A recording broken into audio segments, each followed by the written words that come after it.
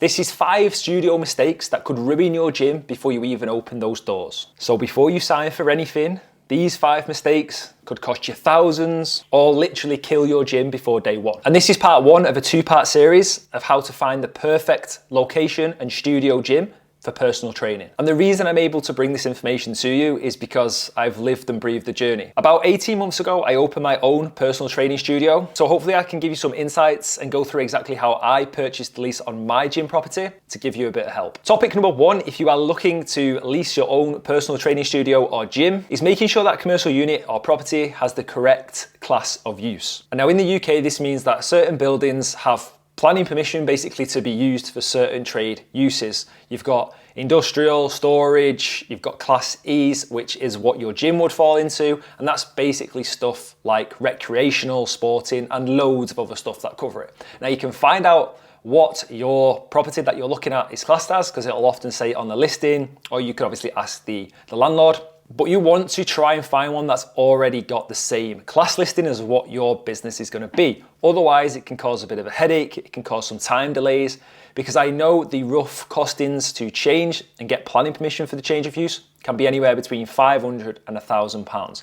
And it's a bit of a rigmarole process that you've got to go through, which could take you up to 1 to even 3 months just to get that piece of paper. Mistake number 2 that you need to watch out for when planning your personal training gym is the hours of use restrictions.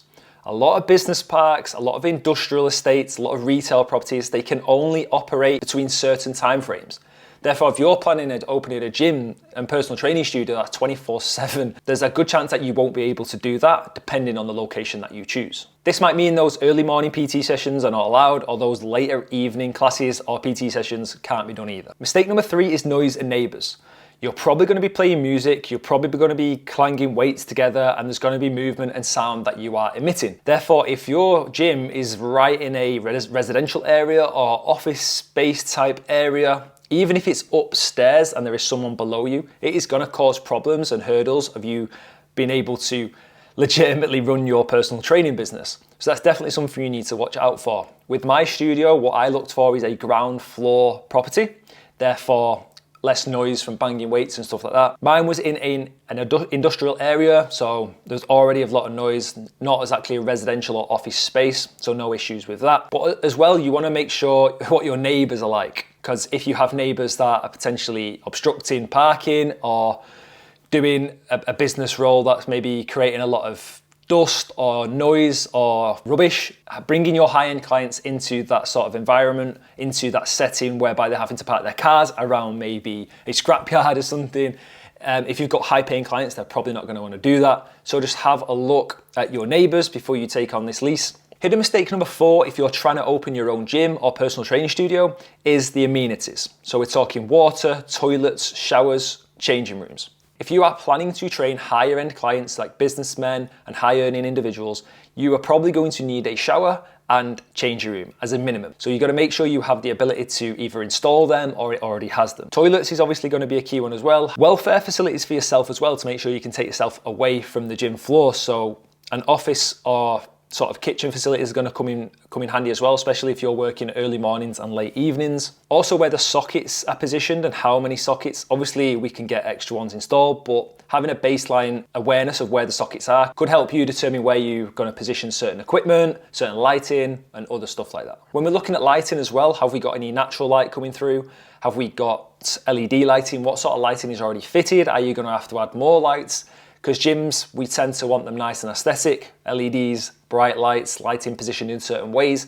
So you've got to factor that cost in if you're going to need to upgrade the lighting or add extra. Hidden mistake number 5, if you are looking to sign that dotted lease on your new gym premises, is parking and access. A lot of industrial type properties that I have seen in the UK, they come with very little parking, maybe 2 to 3 spaces. So if you're planning on having more than 5 to 10 people in your personal training studio at a time, you're gonna struggle for parking.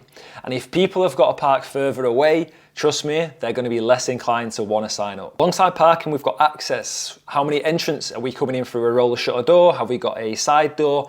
Have we got to go up steps? Because again, if you're gonna have to go up steps to your gym, Think about that when you're going to be loading up the equipment and filling it with equipment. It's going to make the job 10 times harder. Not only when you're loading the equipment, when you're getting the equipment dropped off, if there is not much space outside your yard and you're getting new equipment delivered, you're going to find it very hard to get it into your gym. So there's 5 critical things you need to look out for if you're trying to open your own gym or personal training studio in the UK. That was just part 1. So if you want to see the next 5 things to make sure that you don't shut down before you even start, then make sure you hit the subscribe button and stay tuned for the next video.